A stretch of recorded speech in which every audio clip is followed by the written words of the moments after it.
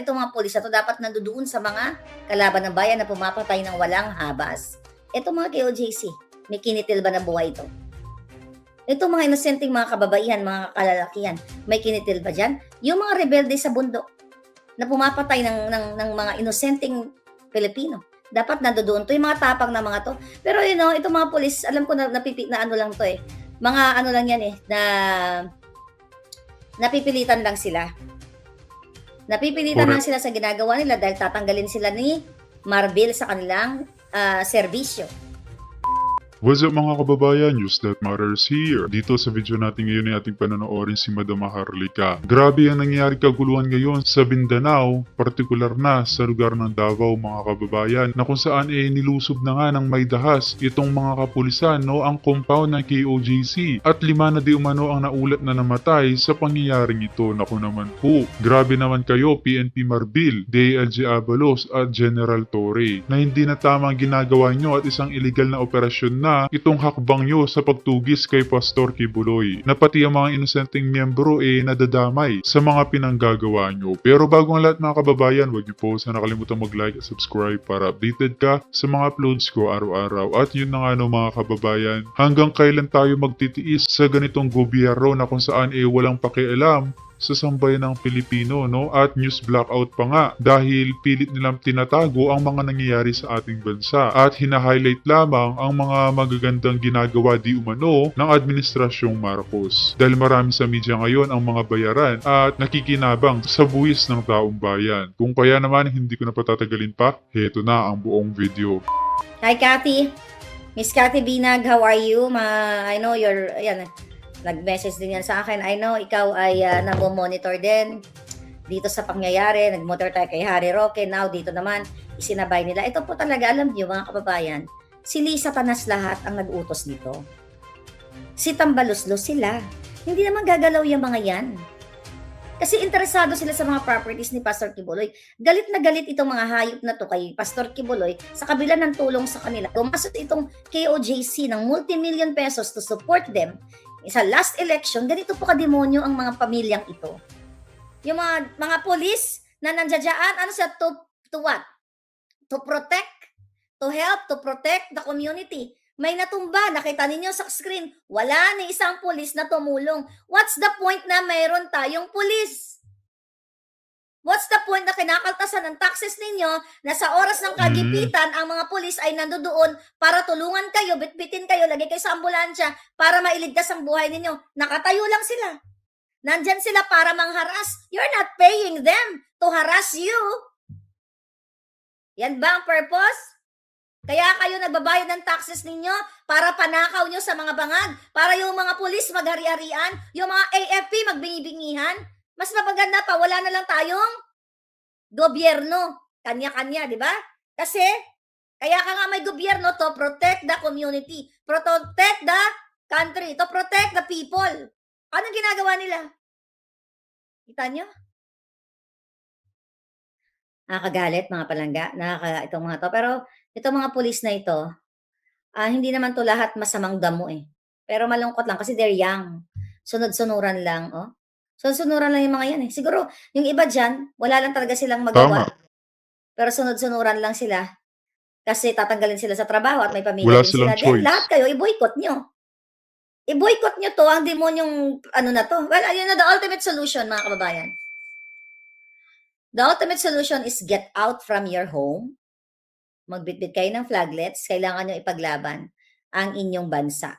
Pero sabi ko nga, kung gusto nyo si Lisa Tanas, ang namumuno pa rin sa inyo, ito ay bangang demonyo tong babaeng ito. Kulang ang buhay niya. Kahit balatan mo ng buhay, hindi makakabayad ang buhay. Alam mo, kahit may kahapon may nakausap ako, Kahit jalatan nyo ng juhay yan, kahit pigaan nyo ng kalamansi, dahan-dahan ang kanyang balat. Kulang ang buhay ni Satanas. Kulang ang buhay ni Marcos Jr. at buo ni Tambaluslos sa lahat ng panggigipit sa inyo. Kahit sabi ko nga, dahan-dahanin nyo yan, kulang ang kabayaran sa lahat ng kahayupang ginawa nila. So, ang gawin nyo, let them, dalhin nyo ilagay nyo sa somewhere na hindi na makakabangon. Panagutin nyo ang lahat ng mga ito. Nakakaawa, mga palangga. Nawala na ako ng gana. Ano daw? Yung nakikita ninyo na panggigipit, na may mga inaatake. Ayun, kawawa naman, oh. May inaatake, may mga nasasaktan. Kawawa naman sila, oh. My God, Diyos ko po. Ito, tingnan mo, imagine mo, pinampanya natin 'tong mga 'to. Sa panahon ni Duterte, ang ginaganito yung mga terorista, yung mga kalaban ng bayan. Sila, itong mga pulis na 'to dapat nandodoon sa mga kalaban ng bayan na pumapatay ng walang habas. Itong mga KOJC, may kinitil ba na buhay ito? Itong mga inosenteng mga kababaihan, mga kalalakihan, may kinitil ba diyan? Yung mga rebelde sa bundok na pumapatay ng mga inosenteng Pilipino, dapat nandodoon 'to, yung mga tapang na mga 'to. Pero itong mga pulis, alam ko na na ano lang 'to, eh, mga ano lang 'yan, eh, na napipilitan lang sila.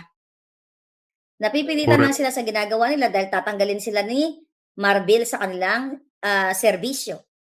Baguhang pulis na nandodoon, sabi ni Annalena, "Bakit ka nawawalan ng gana? Huwag kang mawalan ng gana, Keya, Aya, huwag kang mawalan ng gana." People power na 'yan, yung kayo wala naman si Bongo. Huwag niyo silang asahan. Kasi 'pag gano'n na umaasa na lang kayo dapat nando'n si ganito, nando'n si ganyan, ibig sabihin you're not really fighting 100%.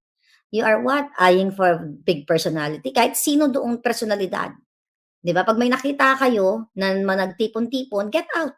Hindi naman kailangan si ganito, si ganyan, pupunta andiyan yang mga 'yan, okey? Lahat 'yan magsusunuran. Ah, Jane Watco, thank you. People power na, 5 na ang namatay, The Vision 2030. Kaya nga lumabas na kayo, eh, okey? Sinasabi mo, I think they are trolls. Mayor Baste, nasaan ka na? Cathy, ano si Cathy. My God, alam mo 'yun ang malungkot, ito sasagutin ko lang kayo 'no. Lagi kayong ganito, asan na si ganito, asan na si Inday, asan na si ganyan. Really? Umaasa na lang kayo gano'n na nasaan na si ganyan? Bakit hindi niyo simulan sa mga sarili ninyo? Nung ako ba nung nagsalita ako laban kay, dito sa mga bangag na ito, nag-antay ba ako na kailan mauna muna si ganito? Ba't di ka mauna? 'Yan ang problema sa ating mga Pilipino na yung iba sa inyo. Wala kayong sariling pananaw sa buhay kaya forever kayong magiging ganyan ang buhay ninyo. Nalalaban ka lang kapag may nauna si ganito. Bakit di mo pang unahan? Kung talagang ang loob mo, Tama. totoo ang loob mo na gusto mong mabago ang buhay mo, mabago ang bayan mo, mag-aantay ka pa, "Ay, kasi wala pa yung kapitbahay ko, eh, dapat mauna siya." That's how you stand for the truth? Really? Gano'n ka ba 'pag pinagtanggol mo yung pamilya mo? Kunyari buong pamilya kayo, 8 kayo sa pamilya. "Ay, kasi si kuya duduwag-duwag, eh, hindi duwag na rin ako." 'Di ba, hindi na ako lalaban kasi yung dalawa kong kapatid, eh, mga talawan tapos ako hindi kami na gano'n. Really gano'n, nakakalungkot lang kasi gano'n yung reasoning niyo. Ang isang matapang at nakikita ang injustice sa bayan niya o sa komunidad niya, hindi mo kailangang mag-antay, bakit sa ganito wala? Bakit ikaw hindi ka lumabas? Kasi nung bata ako, even sa Pilipinas, even nung dumating ako dito, 'pag nakakita ako ng injustice, wala akong pakialam kung hindi na ako nagtatawag ng pulis, ako na ang nagngangaBELS. Ako na yung nagtatanggol ng matanda o bata na inaapi. Hindi na ako, "Ay, meron ba ditong magtanggol? Ay, ganyan. Ay, walang nagtanggol, hindi ko na rin ipagtanggol." Pang-ano po yan, yan ang pangtalawa na reasoning. Get out! If you believe na ito ay pang-aabuso ginagawa, then get out. But if you don't believe na hindi ito pang-aabuso, ito ay magandang pangyayari sa Pilipinas, na this is just like a party na kahit may 5 nang namatay, ayon sa nabasa ko, papalakpakan mo, din huwag ka lumabas. Huwag ka maghanap ng si ganito, si ganyan. Get out from your home kung gusto mo ipagtanggol ang bayan mo, sarili mo, pamilya mo. Hindi ka aasa kahit kaninong iyo diputa.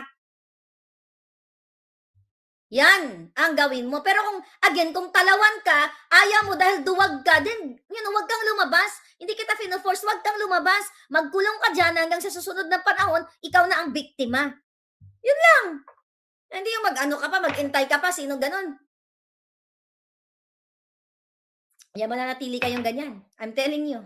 Mananatili kayong ganyan. Kung nakakita ka ng injustice o pang-aapi, pang-aabuso sa labas ng bakuran mo, bago ka tumawag ng pulis, tulungan mo muna yung sarili mo. Yung mga nakasakay na sa eroplano, di ba? Okay, nakita nyo yung mga dinidemo-demo, di ba? Kapag may, kunyari, nagkaroon ng failure sa loob ng eroplano. Oh, di ba, in-explain sa'yo na oxygen, of course, bago mo tulungan yung kapwa mo, tulungan mo muna yung sarili mo, tapos yung pamilya mo, yung anak mo. Pwede ba yon? Pag sumakay ka sa aeroplano, kasi may mga, ano tawag dyan, may mga stewardess o kunya, may mga personnel sila. Pwede ba, ay, di ba, mamamatay ka na lang. Ay, kasi gusto ko ikaw kasi yung official ng aeroplano na yan. Nagbayad naman kasi ako dito sa aeroplano. Pwede bang tulungan mo yung katabi ko o yung anak ko kasi bayad ka. Dapat iligtas mo kami. Pwede bang ganon? Di ba tinuturuan ka na, iligtas mo sa kapahamakan, una sarili mo, katabi mo, para makatulong ka sa katabi mo. Di ba? O sa anak mo. Pwede bang ganon? Na pag may nakita ka, kasi gobyerno naman to, nagbabayad naman ako ng taxes, let the police, bangag na yung mga police, let the AAPR, PNP help these people na inaapi. Nakikita mo na, hayaan mo na lang ganon, na mamamatay. Tawagin ko si Inday Sara kasi binoto ko. Pwede ba yun? Putang 110 million o more or less 120, pwede ba ganon? Doon ako nagagalit sa inyo. Yung mga Pilipinong ganito ang thinking. So you will die like that. You will die like that, mga kababayan, na walang paninindigan. Kasi ako nung bata ako, hindi ako nagsusumbong sa magulang ko pag inapi ako. Itong kamaong to, nung panahon na to, pinapapasak ko to sa bunganga ng mga kalaban ko. O then ngayon, after napasa ko na yung kamao to sa bunganga, o then magtawag ka ng nanay mo.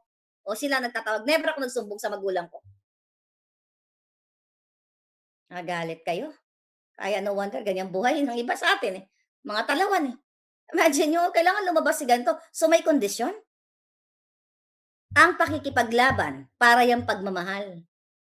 Pag nagmahal ka ba, dapat may kondisyon. Ang pakikipaglaban, walang kondisyon yan. Kasi innate yan dito, nasa puso mo, nararamdaman mo. Pakikipaglaban sa inaaping katulad nito, mga to. Ganyan ba kayo? Nakikita nyo na, namatay na yung mga tao. Ay, kailangan lalabas muna si ganito, si ganyan. Really? Then you will die. Cowards, mga palangga. At yung tapang na ganyan, o yung katalawan na ganyan, magre-reflect yan sa buhay mo. Yung wala kang pakialam, magre-reflect yan sa buhay mo, sa mga anak mo. Di ba? Kung hindi mo kayang ipagtanggol ang mga pang-aapi sa'yo, then you don't deserve to be a human being in this world. You deserve to be what? Talawan? Or it's either dun sa kabilang side. Diablo.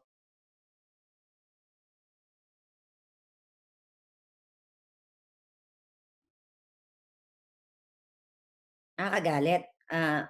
Kayo ba? Ganun ba kayo kaduwag? If you really love your country, or ang hirap kasi nanonood, di ba? Okay lang yung nanonood kayo, you can monitor. Lalo na yung mga nasa Pilipinas, yung OFW, of course, wala kayo sa Pilipinas pa lang. Daddy, encourage your children. Yung adult, wag lang yung mga bata. Yung willing, wag nyo silang pertsahin. Ipaintindi nyo lang sa kanila na ganito yung nangyayari. You know, if they don't like it, then what can you do? Pero encourage them. Educate nyo sila. Excuse me, educate nyo sila. O yun, may natumba na naman to, no? Yung ba yun? Kawawa naman. O yung mga pulis, mukhang pagod na rin sila. Ayan, tignan ko, tignan mo sa kabila. Yung mga pulis nakaupo na. Tignan mo yung perwisyong ginagawa sa atin. Lahat tayo biktima. Lahat tayo, kahit yung mga pulis na yan, iba dyan inosente. So takot kayo kay Lisa Tanas. O di sige, enjoy nyo yung bangag nyong gobyerno. Ganun na lang. Enjoy nyo. Grabe. Tapos kapag may mga eksena, mga Pilipino, kunyari, nag-excel sa acting, ayan, sa sports, you are proud to be Filipino. Kung stop saying that. You are proud to be Filipino? What? Puro kayo ganyan, proud to be Filipino. Anong kaka-proud nyo? Pag may nanalong Miss Universe, proud kayo? Anong kaka-proud nyo? Kaka-proud ba yan? Ang nakaka-proud yung lumalaban sa mga taksil sa bayan. Ang nakaka-proud yung mga matatapang na hindi pumapayag na inaapi ng kapwa nila Pilipino. Demonyo tong mga to. Nananawagan tayo sa mga may matitino dyan na leaders. Tama naman yun, nananawagan tayo. Pero hindi tayo aasa sa kanila lang. Kasi kung lahat kayo mag-i-initiate ng inyong tapang, ng inyong paninindigan para sa kapwa nyo Pilipino, sa mga pamilya, no, then lahat yan sunod-sunod. Hindi po pwedeng iasa nyo yung buhay ng inyong mga anak, yung future ng anak ninyo na kailangan lumabas muna si ganito. May kondisyon kayo. Then forever kayong mamamatay ng dilat ang mata. Ika nga. Hayop tong gobyernong to. You have to get out. Kung talagang kayo ay mahal nyo Pilipinas, mahal nyo pamilya nyo. Hindi kayo mag-aantay. Walang antayan. Hindi to excursion. Ito ay laban ng karapatan ninyo. Laban ng pang-aapi sa inyo na pinamumunuan kayo ng bangag. The reason why ganito sila, gusto nilang pagtapa na si Ferdinand Marcos Jr. ay isang adik. Hindi lang basta-bastang adik, magnanakaw. Hindi lang magnanakaw, smuggler, kidnapper, lahat, promotor ng lahat ng kasamaan. Si Lisa Tanas sila. Eto ba? Gusto nyo pamunuan kayo? Si Lisa nangidnap ng 2 bata, minor de edad sa Turkey. Inabutan ng pulburon si Cathy Binag. Si Cathy Binag nakita si Bangag Jr. na sumisinghot. Hindi lang isang beses, magkakataon, maraming beses. Kaya ganito ang ganito ang kanilang gustong tanggalin nila sa eksena yung pagiging adiktos, kawatan, tsakera, lahat ng kademonyohan ng gobyernong ito. Gusto nilang burahin sa isipan ninyo ang itong pangaharas sa KOJC at sa iba pang mga Pilipino ang ginagawa nila. Kaya sabi ko nga, forever kayong third world country, forever na dugyot ang pamumuhay sa Pilipinas kung papayagan ninyong dugyot ang mamumuno sa inyo. Yung putang inang Lisa na yan, yung tarantadong Marcos Jr. na yan, nakasama ko yung mga putang inang yan. Okay?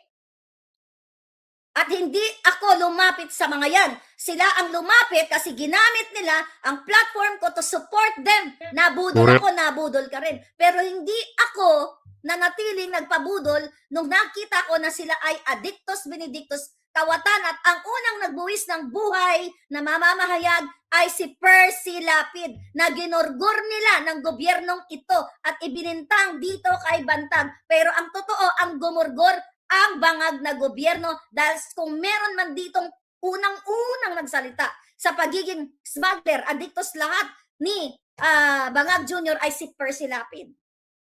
Then look at the Dilawans daw, tahimik, pinagtanggol niyo ba si Percy Lapid? Yung pamilya ni Percy Lapid wala na sa Pilipinas. Takot sila. May nakarating sa akin po na nag-asylum visa ang mga anak ni pamilya ni Percy Lapid. Dahil takot sila at may nakarating sa akin na si Zatanas, si Lisa, ang punot dulo ng pagkawala ni Percy Lapid. Now, kumusta naman ang mga Dilawan? Oh. 'Di ba ikaw ikaw 'di ba virus?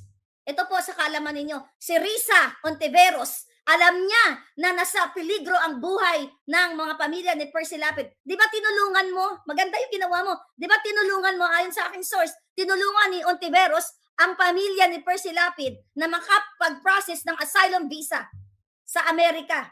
Kasi natatakot ang pamilya ng mga Lapid na baka sunod-sunurin silang gurgurin ng bangag na gobyerno. Alam mo, virus, na nasa peligro ang buhay ng pamilya ni Percy Lapid. Pero tahimik ka, di ba? Yun nga, may natulong ka sa kanila, pero tahimik ka na alam mo na sa peligro ang buhay ng pamilya ni Lapid. See that? Now you don't know yung galaw nitong virus na ito. Alam nila yun, mga kababayan.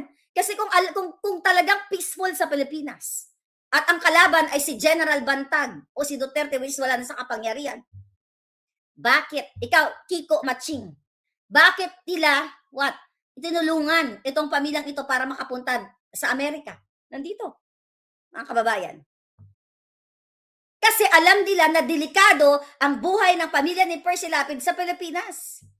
Pero ayaw nilang sabihin sa inyo yon. Now you know. Ayaw sabihin nito mga Dilawan na ito na somehow tinulungan nila itong pamilyang ito kasi sila mismo alam nila ginagawa ng gobyerno. Pero tahimik sila kasi ayaw nilang sabihin sa inyo kasi nakikinabang sila at nakikipaglaro sila dito kay Zatanas dahil ang kapatid ni Virus, okay, at ang in-law ay nasa government, inappoint ni Zatanas. Ganon yon.